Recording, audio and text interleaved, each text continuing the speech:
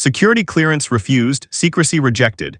He alleges Mark Carney is compromised by China ties, hidden loans, and silence, asking, how can Canada be protected from foreign interference and elite political conflicts? Listen closely to what Pierre Poilievre said live. On the security clearance, I've already had a security clearance. What I will not do is because I was a cabinet minister, so I've already been cleared. What I will not do is commit to the oath of secrecy that the Liberals want to impose on me. They don't want me to be able to speak about these matters. So they bring me into a dark room and they'll say, we're going to give you a little bit of breadcrumbs of intel, and then we'll tell you can't talk about any of this stuff anymore.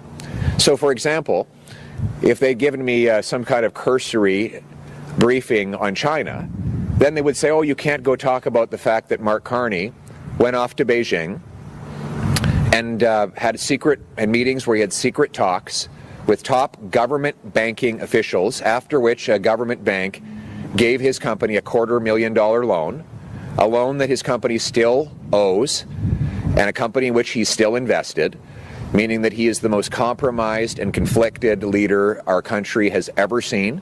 He did this after seeing that China had interfered in 2 consecutive elections. He did this after seeing China take 2 of our people hostage. He did this after knowing that China had made incursions into our waters. How will Mark Carney ever protect Canada against Beijing's incursions into our territory, its interference in our country, or it's taking our jobs and our industrial base away when he owes them so much? And I won't be silenced on any of those issues. I look forward to hearing Mark Carney's answers, and I hope that Canadian media actually starts asking him some questions about the nature of Brookfield's holdings. It really is incredible.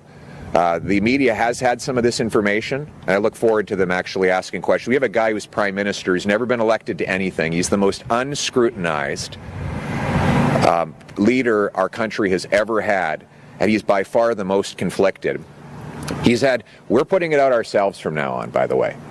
This is a guy whose company denied coal miners his insurance arm denied coal miners their payments when they were dying of black lung in the States. They lost in court. The company lost in court. How is he ever going to stand up for working class people when that's the track record he has? He used renovictions, predatory financialization of real estate. How is he ever going to fix our housing crisis when that is his background? I've said in the past that he's just as bad as Justin Trudeau.